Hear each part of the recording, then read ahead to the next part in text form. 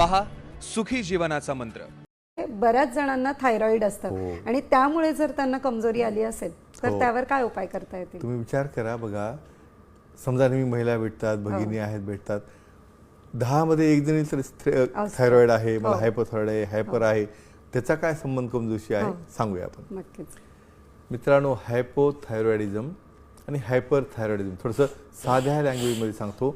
गळ्याजवळ thyroid Gland असते आणि आयोडीनची कमतरता जर असेल, बऱ्याचदा मिठामध्येच आयोडीन मिक्स केलेलं असतं, तर ती कमतरता असेल तर त्या ठिकाणी थायरॉइड वाढायला लागतं।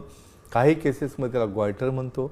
बऱ्याचदा thyroid serum T3, T4, TSH मात्रा कमी झाल्या हायपोथायरॉइडिझम म्हणतो। बॉडी लेझी बनते, आळशीपणा येतो, सेक्समधला इंटरेस्ट जातो, ड्रायनेस होतो, फिमेलला एक्सायटेशन होत नाही, ओव्ह्युलेशन होत नाही, बाळ होण्याला प्रॉब्लेम होतो। एवढ्या मोठ्या थायरॉइडमुळे प्रॉब्लेम येतात, कारण का थायरॉइडमध्ये सेक्स हार्मोन कंट्रोल करण्याची ताकद असते।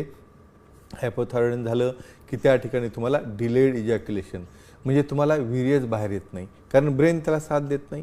आणि हायपरथायरॉइडिझम झालं तर अर्ली इजॅक्युलेशन होतं। म्हणून हार्मोन कंट्रोलमध्ये आणण्यासाठी तुम्हाला प्रिव्हेंटिव्ह पद्धतीने आयोडीनयुक्त मीठ खाणे किंवा बऱ्याचदा मग थायरॉइडचा असेलच प्रॉब्लेम तर हायपरसाठी वेगळे मेडिसिन्स असतात, हायपोसाठी सप्लिमेंटरी मेडिसिन असतात, ते घेऊन तुम्हाला नीट होणं आवश्यक असतं। म्हणून अशी कुठलीही आजार व्याधी असेल त्या प्रत्येकाचा परिणाम तुमच्या मनावर, हार्मोनवर, इच्छेवर आणि सेक्सवर होत असतो।